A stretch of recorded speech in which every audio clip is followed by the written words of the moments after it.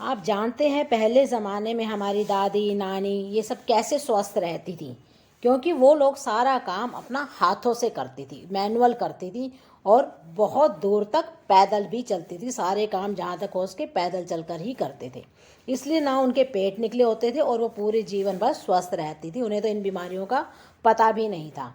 लेकिन और हम जैसे लोग हैं, आज हम सारे मशीनों पर डिपेंडेंट हो गए और सारे काम मशीनों से करते हैं। और एक नई टेक्निक के साथ कि आप उसको घर में रहकर ही एक्सरसाइजेस के थ्रू आप उस चक्की चालन आसन को कर सकते हैं।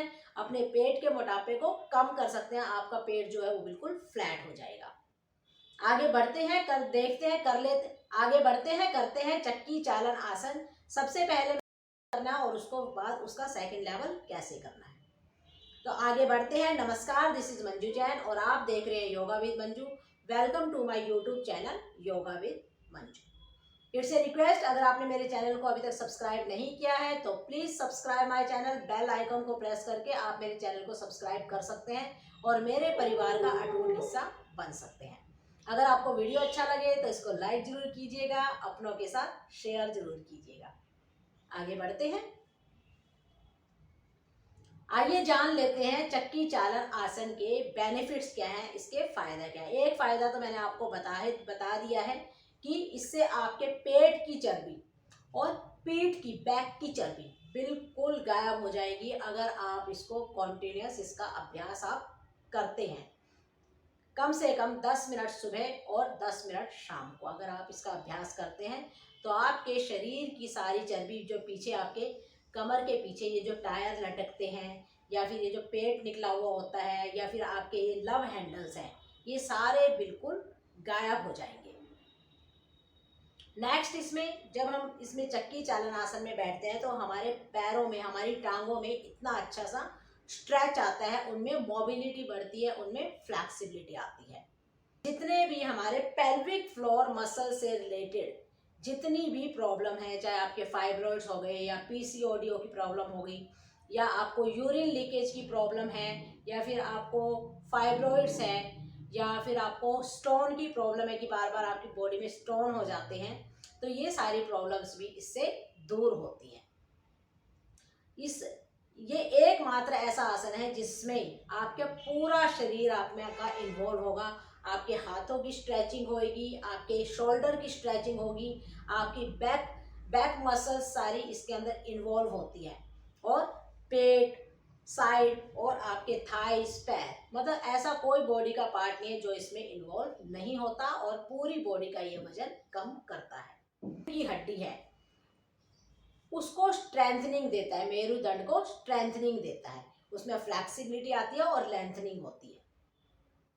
आगे बढ़ते हैं, जान लेते हैं इसके कॉन्ट्राडिक्शन क्या है या फिर ये किसको इसका अभ्यास नहीं करना है।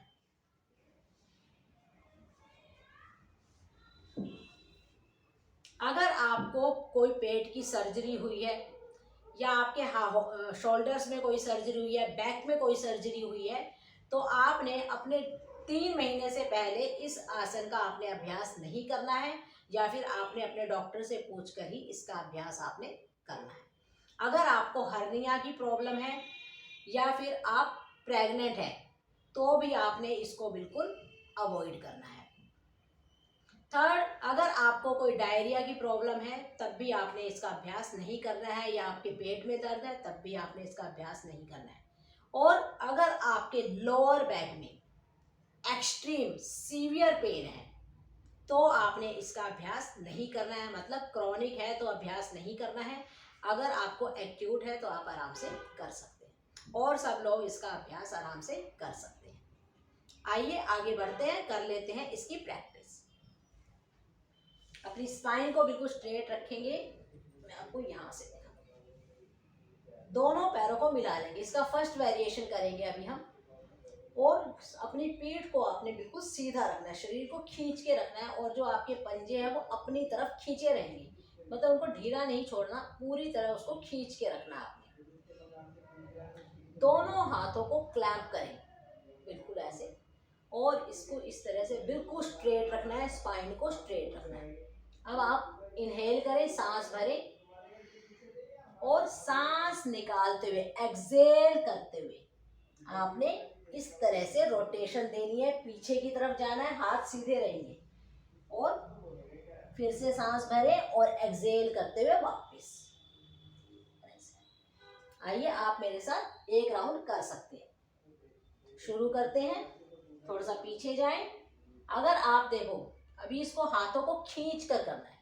अगर आप ऐसे करेंगे तो सिर्फ आपके हाथों की मूवमेंट होगी। आपने क्या करना है, पूरी बॉडी को इसमें इन्वॉल्व करना है।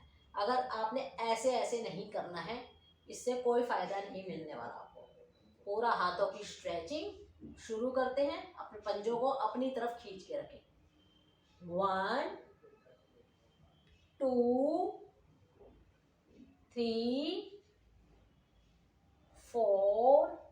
स्पाइन को स्ट्रेट रखना है, स्पाइन में पीछे कर्व नहीं बनाना है, उसको पूरा लेंथनिंग देनी है, स्ट्रेट करके रखना है, पीठ को बिल्कुल सीधा रखें। 4 5 6 7 8 9 10। जितने राउंड्स आपने एंटी क्लॉकवाइज लगाए हैं उतने ही राउंड्स आपने एंटी क्लॉकवाइज भी लगाने हैं। शुरू करते हैं। 10 9 8 7 6 5 4 3 2 1। आपने कम से कम जब तक आपको इसकी अच्छे से प्रैक्टिस नहीं हो जाती, जब तक आपने इसी लेवल में करना है। चाहे आप 5 राउंड लगाओ, चाहे आप 10 राउंड लगाओ। जब पूरा 1 वीक आपको हो जाए इसको करते हुए, तब आपने इसके सेकंड लेवल पर आना है। सेकंड लेवल में क्या करना है, अपने दोनों पैरों को आपने खोल लेना है, जितना ज़्यादा से ज़्यादा आप खोल पाए, इस तरह से। और पंजों को अपनी तरफ खींच के रखना है, स्पाइन को बिल्कुल स्ट्रेट रखना है, हाथों को बिल्कुल अच्छे से क्लैंप करना है। ठीक है। अब इनहेल करें, सांस भरें और कोशिश करें हाथों को अपने पंजों के आगे से लाने की। दोनों पंजों को अपनी तरफ स्ट्रेच करके रखें। आप उस स्ट्रेच को महसूस करें कि कितना अच्छा स्ट्रेच हमारी थाइज और पैरों में आ रहा है। इससे आपके पैरों के दर्द, पिंडलियाँ सब इससे ठीक हो जाएंगी। अगर आप इस तरह से स्ट्रेच करके करेंगे, देखिए आपने ये जो पैर है स्ट्रेच करके रखा हुआ है, तो आपकी जो ऊपर की नसें हैं आप महसूस करेंगे कितना अच्छा स्ट्रेच आ रहा है। अगर आप मेरे वीडियो देख रहे हैं और मेरे साथ कर रहे हैं तो कमेंट बॉक्स में लिखकर जरूर बताइएगा कि आपको कहाँ कहाँ स्ट्रेच आ रहा है।